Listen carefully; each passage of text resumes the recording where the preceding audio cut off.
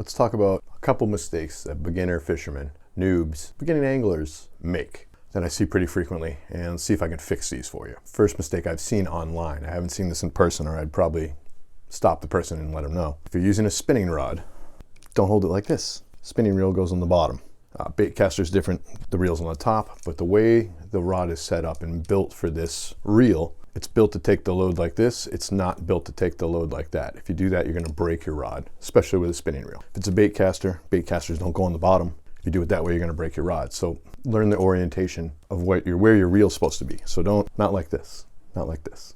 Second mistake I see anglers making when they first start is they're using overpowered gear. So they're using a heavier rod than they should, heavier line than they should. So make sure you're using the right rod and line for the fish that you're targeting. So let's say, for instance, if you're fishing for sunfish, crappie, perch, what else? Trout, small trout. You're gonna use an ultralight or a light rod with maybe 4 to 8 pound test. Could be monofilament, could be fluorocarbon. Depends on what your lure is doing. If your lure is sinking, you wanna use fluorocarbon. If it's a floating lure, you're gonna wanna use monofilament. If you're going for bass, fish this size, we're gonna say 1 pound to 6 pounds. We'll say that's a good range. So that being said, you're gonna use slightly larger hooks. Panfish have small mouths. Perch have small mouths. Crappie have small mouths. So you're using small hooks for those guys. But for bass, you're using bigger hooks. They have bigger mouths, large mouth, small mouth. Still have big mouths. So you're gonna use a extra wide gap hook. You can also use a octopus hook or a circle hook, but the size is gonna be bigger than you would use for panfish. The line's also gonna be heavier. But at this point, if we're all beginner anglers, what we're gonna use is probably, I'd say 6 to 12 pound fluorocarbon or monofilament line. Again, fluorocarbon for sinking, monofilament for floating lures or topwater lures. The rod you're gonna use for bass is probably gonna be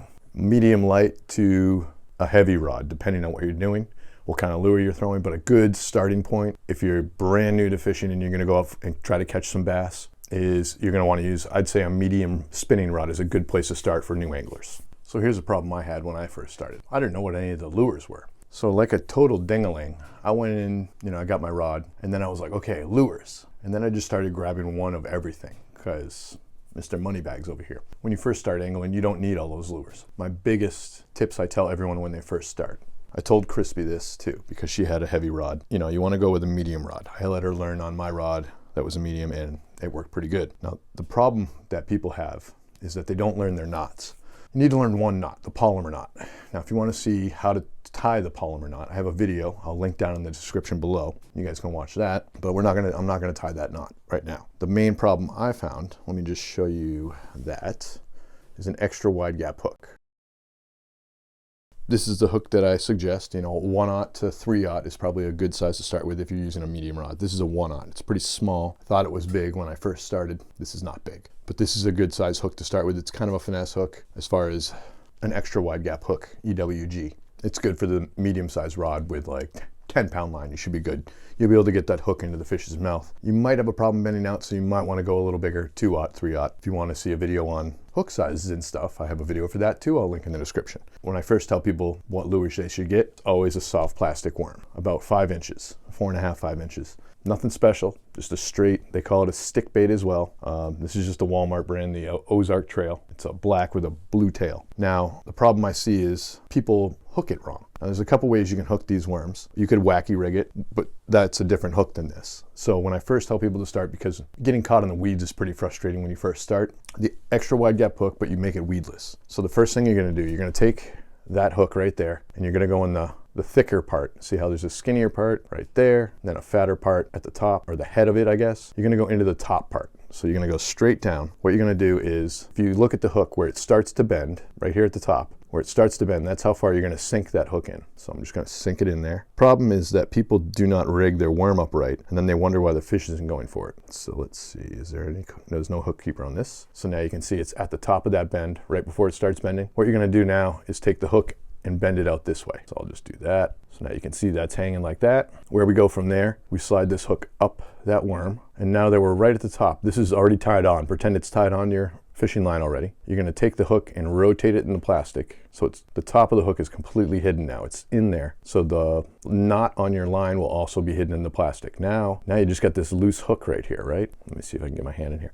So now you just have this loose hook, right? You have to, what's called skin hook this worm. So you're gonna, if you look at it, right where the bottom of this hook is, you pinch that with one finger. So I don't know if you can see where the bottom of this is. Finger's in the way. So you pinch right below the hook. You send it through the worm as straight as you can. Now if you look at this, that's pretty straight, right? Straight up and down. This part of the hook, because it's still exposed, you want to just stick it in the plastic. So you take the plastic and lift it and put it back down on the hook. So you take the plastic, pull it up, put it back on the hook. So now, if you run your finger over it, you're not getting hooked. But when the fish bites it, the plastic pops loose and then you can hook the fish. But you want this hook and worm to be as straight as possible. You don't want it to be all kinked up. You're not running around the hook all silly. I've seen a lot of people have problems with this when they first start. And once you figure out that you need to have that worm as straight as possible on that hook like that, it'll make your fishing a lot more successful. You'll toss that out, don't do anything, let it sink down, maybe pop, pop, count it down. So this probably isn't gonna sink that fast. Probably count down. Depending on how deep the water is, you can always give yourself, say, however big your rod is, say it's 6 feet. Give yourself 6 feet of line so the worm's at the butt end of your rod, right? So there's all that line going up. Now you put your rod out straight, so you'll have all this line out.